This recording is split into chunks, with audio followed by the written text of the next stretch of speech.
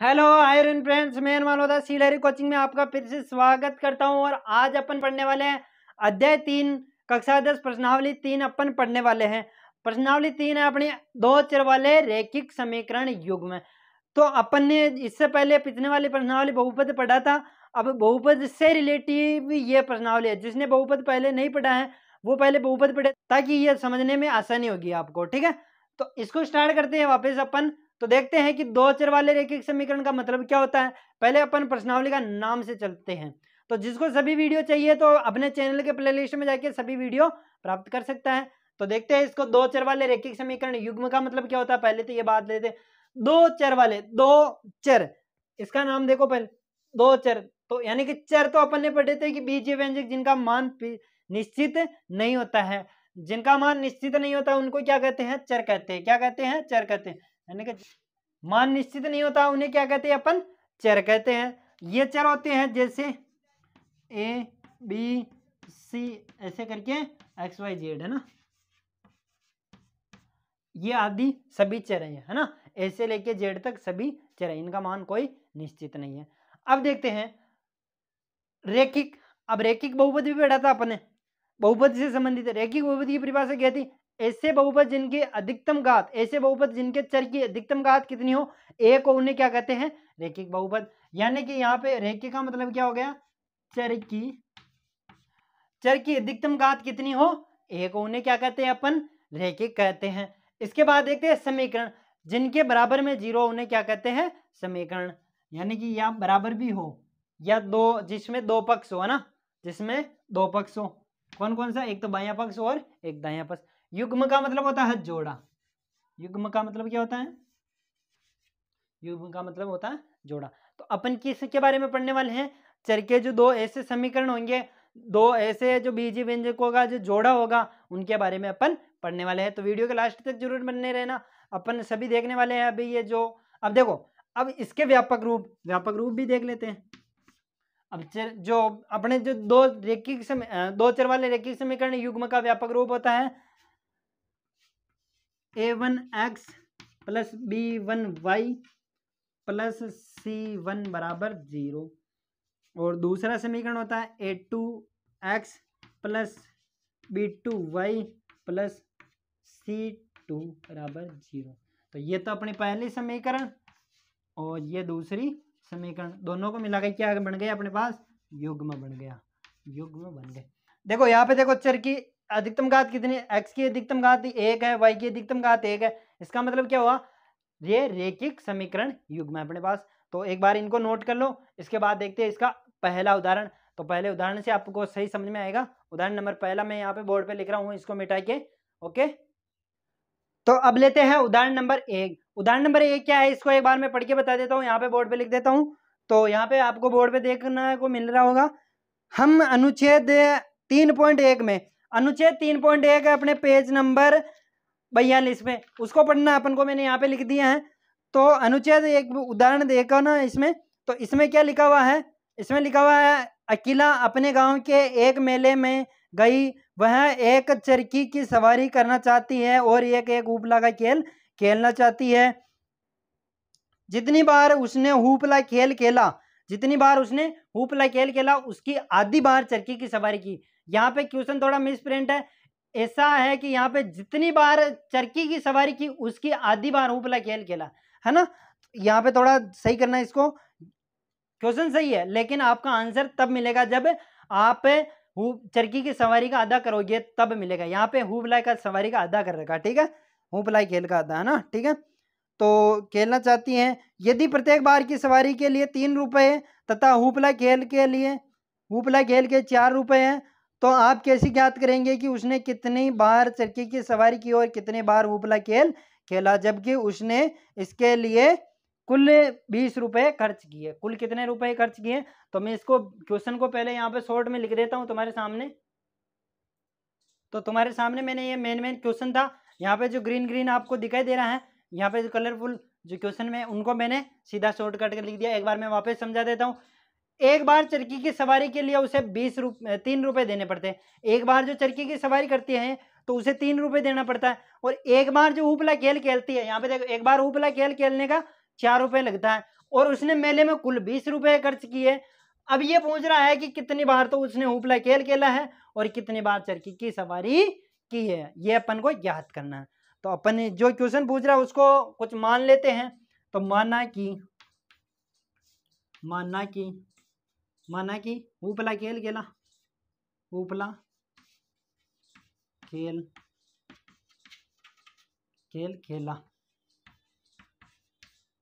खेला बराबर एक्स मान लेते हैं, यानी कि एक्स बार खेल लिया उसने, कितने बार, एक्स बार खेल लिया मान लो, ठीक है। और माना कि चरखी की सवारी की,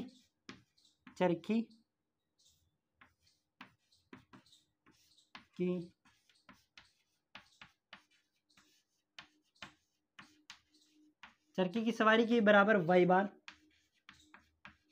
बहुत मोस्ट इंपॉर्टेंट क्वेश्चन है, परीक्षा में आने लायक क्वेश्चन है, थोड़ा ध्यान से समझना है इसको, ठीक है। तो यहाँ पे ध्यान दो, तो हुपला खेला एक्स बार खेला और चरखी की सवारी वाई बार की है, ठीक है, ये अपन ने मान लिया। तो अब देखो थोड़ा इसको ऐसा देखो, उल्टा कर दिया अपन ने, किताब के अकॉर्डिंग नहीं किया अपन ने।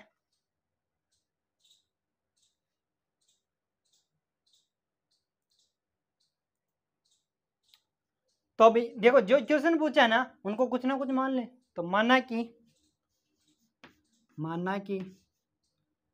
कि चरखी की सवारी की, माना कि चरखी की, ये चरखी की सवारी कितनी बार की है वही तो पूछ रहा है। माना कि चरखी की सवारी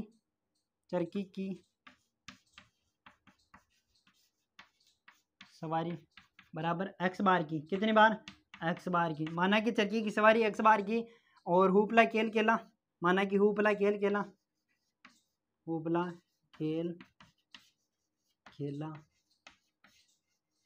बराबर वाई बार, ठीक है।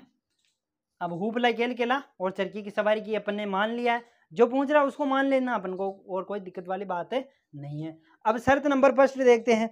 अब वो कुल रुपए कितना लेके गई, 20 रुपए मेले में लेके गई, और उसने पैसे किस किस में खर्च किए, एक तो चरखी की सवारी और एक हुपला खेल में।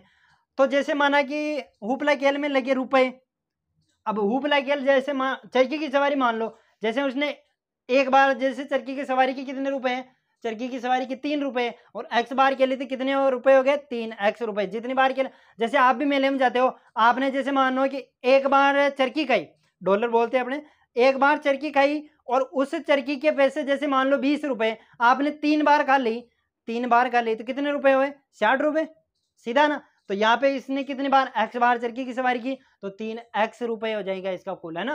तो चरखी की सवारी के रुपए, तो शर्त फर्स्ट है इसकी, शर्त फर्स्ट है ना।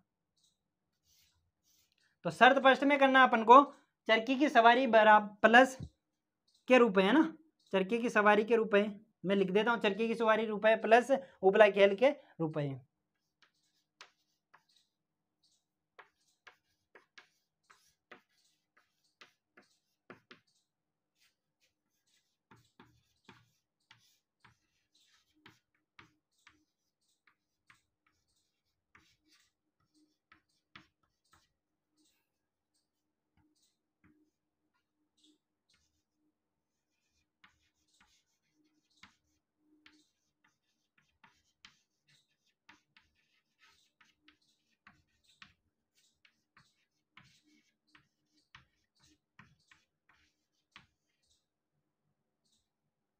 तो क्या लिख दिया मैंने, चरखी की सवारी में खर्च रुपए प्लस हुबला खेल में खर्च रुपए कितने, दोनों में कितने रुपए खर्च कर दिए उसने, 20 रुपए खर्च कर दिए।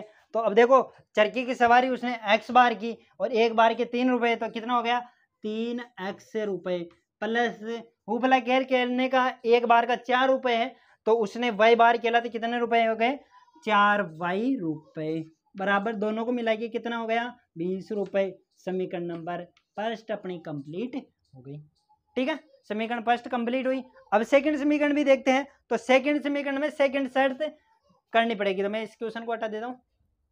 तो यहाँ पे सेकंड शर्त कर रहा हूं मैं। अब शर्त नंबर सेकंड को पढ़ो दूं, शर्त नंबर सेकंड क्या बोल रही है, एक बार क्वेश्चन को वापस रिटर्न कर देता हूं मैं। यहाँ पे देखो शर्त नंबर बोल रही है कि चरखी की सवारी का आधा चरखी की सवारी का आधा हुपला खेल खेल रही। जितनी बार चरखी की सवारी खेल रही है उसका आधा हुपला खेल कर। जितनी बार चरखी की सवारी की है उसका आधा हुपला खेल खेला है। ठीक है, इसमें उल्टा क्या है, जैसे इधर तो मैं लिख देता हूं चरखी की सवारी। अब ये बोल रहा है, देखो क्वेश्चन में कहां पे दिक्कत है, हुपला खेल का आधा चरखी की सवारी कर रखा है, हुपला खेल का आधा चरखी की सवारी कर रखा है। ठीक है, तो ये नहीं है, थोड़ा यहाँ पे देखो जहां पे आधा लिख रखा है ना, हुपला खेल का आधा, हुपला खेल का आधा नहीं है, हुपला खेल का दुगना है, हुपला खेल का दुगना है, बस इतना सा फर्क है। जहां पे यहाँ पे देखो आपको दिख रहा होगा क्वेश्चन में थोड़ा ब्लैंक ब्लैंक है, यहाँ पे थोड़ा कलरफुल, तो यहाँ पे देखो हुपला खेल का आधा नहीं है, हुपला खेल का दुगना है। ठीक है, तो हुपला खेल का दुगना करना, तो हुपला खेल का दुगना करते ही ये क्या हो जाएगा, बराबर हो जाएगा। ठीक है, हुपला खेल का दुगना करिए, तो चरखी की सवारी कितने बार की उसने, एक्स बार की, और एक्स बार के कितने रुपए बने। ठीक है, और हुपला खेल खेला उसने वाई बार, तो 2 वाई हो गए। ठीक है, अब ये सही है, इसको थोड़ा इधर लिया था एडजस्ट करके दूसरी समीकरण भी बना लेते हैं। 2x माइनस वाई बराबर ये जी, समीकरण नंबर 2 भी अपनी कंप्लीट हुई। ये दोनों शर्तें अपन ने मान्य करके दोनों समीकरण बना लिए। थोड़ा इस समीकरण में सेकंड वाली में ध्यान रखना, वहां पर जहां पे आधा दिया ना वहां पे दुगना है, आपका आधा से आंसर नहीं आने वाला, इसलिए वहां पे थोड़ा सही कर लेना शुद्धिकरण। अब देखो अगला क्वेश्चन है इसका, जो अपन ने बीजीय गणित के रूपों में थे, पहला क्वेश्चन तो क्या है, बीज गणितीय रूपों में व्यक्त किए थे, तो दोनों के बीज गणितीय रूप, तो बीज गणितीय रूप तो गए अपने पास। पहली समीकरण तो क्या है, 3x प्लस 4y बराबर 20, और सेकंड है x माइनस 2y बराबर 0। तो ये अपन ने बीज गणितीय रूपों में व्यक्त कर दिया है, पहली बात तो। अब दूसरी है घातीय या ज्यामितीय रूपों में भी व्यक्त कीजिए। अब घातीय या ज्यामितीय रूपों में व्यक्त करने के लिए इन दोनों समीकरण की टेबल निकालनी पड़ेगी और उसका ग्राफ बनाना पड़ेगा। तो मैं यहाँ पे ग्राफ बना के भी बता देता हूँ तुम्हें, इनको मिटाना पड़ेगा पहले, बस ये समीकरण रखेंगे अपन, इनको हल करेंगे। ओके, एक बार इसको उतार लो पहले, इसके बाद देखने इसका ग्राफ बनाते हैं। तो मैं इसको मिटा देता हूँ। तो मैंने दोनों समीकरणों को यहाँ पे लिख दिए। अब दोनों समीकरणों को ग्राफीय विधि से अपन को हल करना है। ग्राफीय विधि कहती है कि इसमें x का मान रखना है और y का मान आएगा, y का मान रखना है, x का मान आएगा, ऐसे अपन को मान रख के इसका हल निकालना है। तो मैं यहाँ पे मान रख रहा हूँ इसके, तो आप भी जैसे मान रखना, थोड़ा सीखना पड़ेगा आपको। तो पहले इसको थोड़ा एडजस्ट करके सही कर लेता हूँ मैं, x इधर रखता हूँ मैं, तो 3x बराबर कितना, ये उधर जाएगा तो माइनस में हो जाएगा, तो माइनस का कितना हो गया, माइनस का 4y, 20 माइनस 4y हो गए। और ये 3 किस में है, गुणा में है, तो उधर जाते ही किस में हो जाएगा, भाग में हो जाएगा, यानी कि 3 हो जाएगा। ठीक है, x बराबर 20 माइनस 4y बटेवा 3। अब इसमें मान रखने हैं, जैसे अलग अलग मान रखेंगे, जैसे इसमें x का मान y का मान 0 रखेंगे तो ये तो 0 हो जाएगा। अब 20 में पूरा 3 का भाग पूरा नहीं जाएगा, अपन को ऐसी ऐसी संख्याएं रखनी है जो इसको 0 कर दे, और मतलब ऐसी ऐसी संख्या रखनी है कि जैसे इसका 3 का भाग इसमें पूरा चल जाए। जैसे 1 रखता हूं तो 20 में से 4 गए तो 16, तो 16 में भी 3 का भाग नहीं जाता। y बराबर, अब क्या रखूं मैं, 2 रखूं, y बराबर 2 रखा मैंने, तो 4 दूनी 8, और 8 तो 12 बच गए, तो 12 में तो 3 का भाग जाता है। तो y बराबर क्या रख रहा हूं मैं यहाँ पे, तो y बराबर 2 रखने पर, तो y बराबर 2 रखा, तो x बराबर हो गया अपने पास, ये 4 दूनी 8 बटेवा 3, ये कितना बच गया अपने पास बच गया ये 12 बटेवा 3।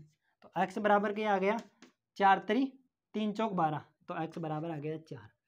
अब रखते हैं, तो y बराबर रखते हैं यहाँ पे। अब y बराबर यहाँ पे रखेंगे, जैसे अपन रखते हैं 2 तो रख दिया, 3 रखेंगे, तो 4 3 12, 20 में से 12 गए तो 8 बच जाएगा, 8 में 3 का पूरा भाग नहीं जाता है।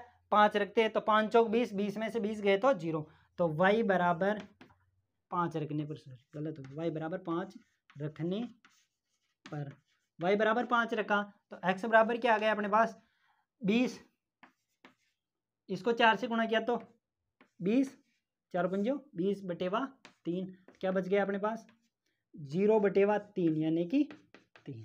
तो x बराबर क्या आ गया 0। तो टेबल बना लो यहाँ पे, ये x और ये y। तो x का मान y का मान अपन ने क्या रखा था शुरू में 2 रखा, तो x का मान क्या आया 4 आया।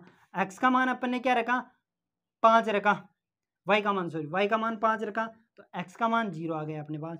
अब देखो यहाँ पे तो कितना बढ़ रहा है 3 बढ़ रहा है, तो 3 तो 8 रखा, तो यहाँ पे कितना आ गया -4 आ जाएगा, इधर 4 कम हो रहा है ना। तो इस प्रकार अपन को 3 मान चाहिए, और भी निकाल सकते हैं यहाँ पे, ठीक है। तो यहाँ पे देख लेना सही आपको। अब देखते हैं इसका सेकंड समीकरण को भी हल करते हैं। तो इसमें भी ऐसे ही मान रखना अपन को। तो जैसे y बराबर में इसको पहले x बराबर ले लेते, तो ये इधर माइनस का उधर जाते ही प्लस का हो जाएगा, तो 2y। तो y बराबर में 0 रखता हूँ, y बराबर 0 रखता हूँ मैं, तो x बराबर भी तो 0 आ जाएगा, x बराबर 2 × 0। यहाँ पे y का मान मैंने 0 रख दिया, तो x बराबर क्या आ गया 0। अब y बराबर में 1 रखता हूँ, तो x बराबर क्या आ गया y बराबर 1 रखा मैंने, यहाँ पे y बराबर 1 रखा, तो x बराबर आ जाएगा 2 × 1, y की जगह पे 1 आ गया, तो x बराबर क्या आ गया 2, ठीक है। अब इसका भी टेबल बना लेते हैं, ठीक है। ये x और ये y बराबर अपन ने क्या रखा 0, तो x बराबर भी 0 आ गया, y बराबर 1 रखा, तो x बराबर 2 आ गया, ठीक है। इधर तो 1 1 बढ़ रहा, तो 1 और बढ़ा, तो 2 रखा, यहाँ पे 2 बढ़ रहा, तो यहाँ पे 4 आ गया अपने पास, ओके। तो देखो अब इनका क्या बनाना अपन को, ग्राफ बनाना। क्या बनाना ग्राफ, तो मैं यहाँ पे ग्राफ दर्शा देता हूँ पहले। तो यहाँ पे ग्राफ दर्शा दिया मैंने। तो ग्राफ दर्शाने के बाद अब देखो यहाँ पे पॉइंट लेते हैं पहले समीकरण का। तो पहला 2 x पे तो जाना अपन को 4 और y पे जाना 2, तो x पे तो ये आ गए 4 और y पे जाना अपन को 2, तो यहाँ पे ये पहला बिंदु अपन को प्राप्त हुआ। इसके बाद x पे तो जाना 0, y पर जाना 5, ये 0 और ये 5, ऐसे 2 बिंदु भी मिला सकते हैं।